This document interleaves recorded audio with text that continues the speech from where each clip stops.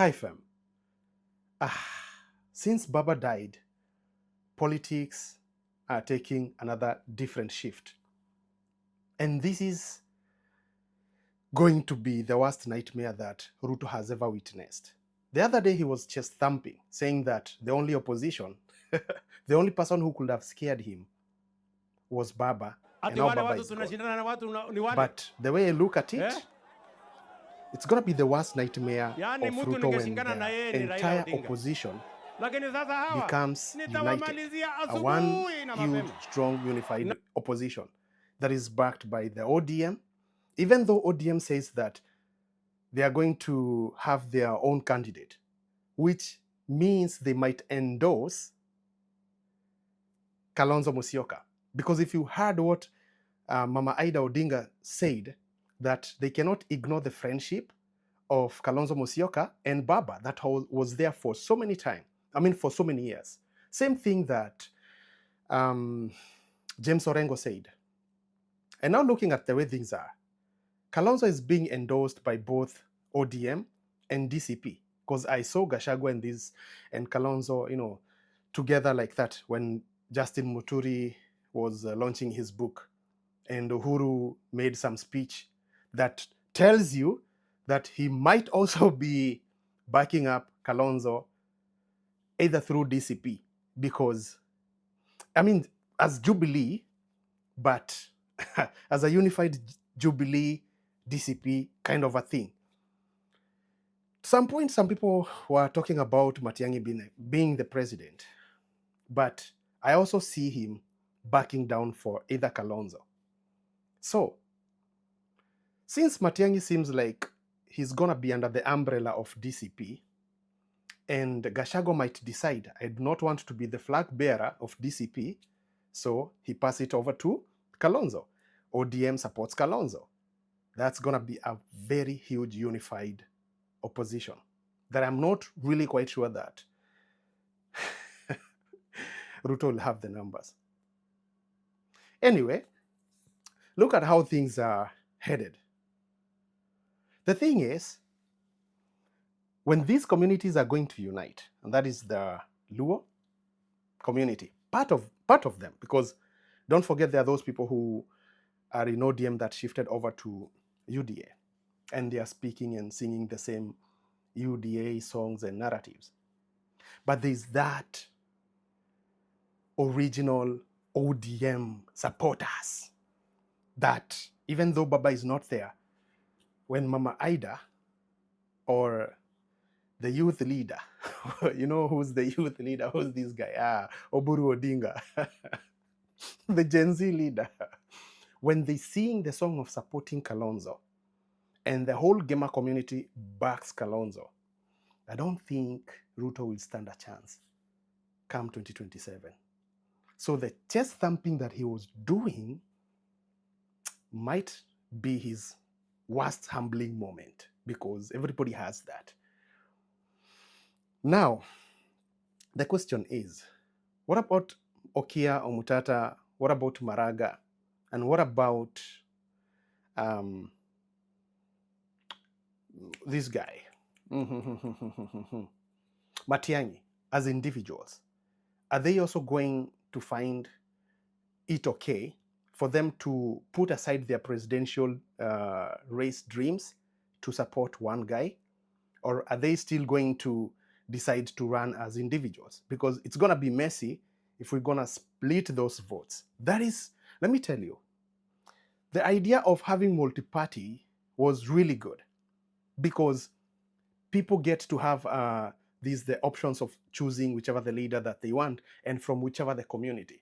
But the way I see it, it's not a leader from whatever the community, but someone who has a vision, someone who is ready to reinstall the rule of law, bring about credibility in the systems, and all these things. This is what I'm trying to look at when I'm thinking of a leader. I don't care from which community.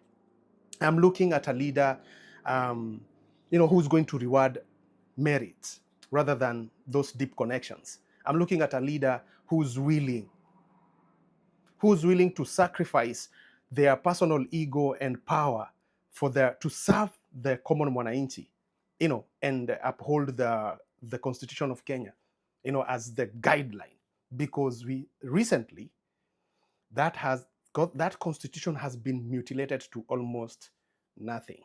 So I listened to what Uhuru said when he was warning people, or rather the Jubilee administration, of talking bad about Gachagua.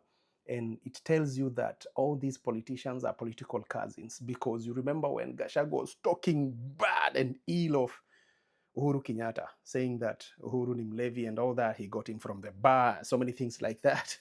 But now, here is Uhuru defending Gachagua.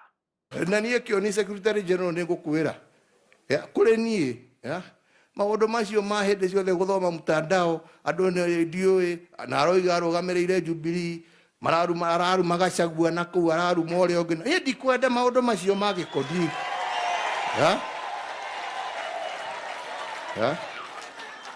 na tå iguithanie ithuä tå tirä kä ama kä airu.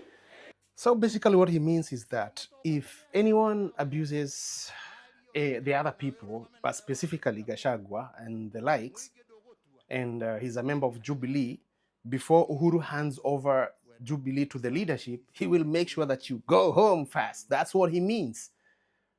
But should I be excited about this whole political class uniting, probably just to kick Ruto out, and maybe they're not the better option, they're not going to bring about changes for the Kenyans that the Kenyans desire? The thing is, at this point, I think first we need to focus on removing this guy from power.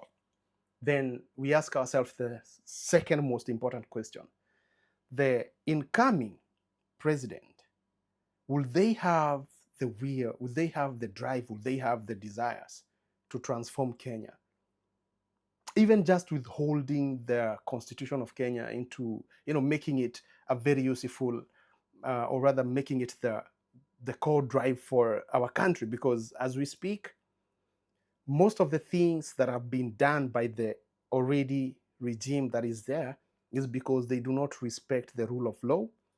They do not respect the Kenyan Constitution, and that they have captured all the institutions that are supposed to be independent. The EACC, the judiciary, the parliament, all these arms of the executive instead of the arms of the government.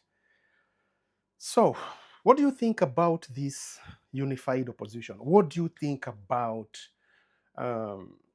Jubilee, DCP, ODM uniting to endorse Kalonzo? And someone like Maraga also maybe might join in, and someone like Okiya Muteta might also join in. And that means people like Akina Matiang'i have to sacrifice, and Gachagua has to sacrifice to let one person be the flag bearer, or rather running for presidency. Because the more we're going to have some of these better options standing alone or vying for presidency, then the more we're going to split the votes that are supposed to be winning against the already existing regime. What do you think? I would like to hear your opinion. Anyway, this is just a slight overview of my opinion of how I see things going, how I see one strong unified opposition. But now the question is, the young people, what do we want, we as the young people? Because we don't have like a Gen Z president. Are we going to ride into whatever these guys are planning for us? Or because at this point, I don't think we have a space in either this government or the next one. I don't think we do.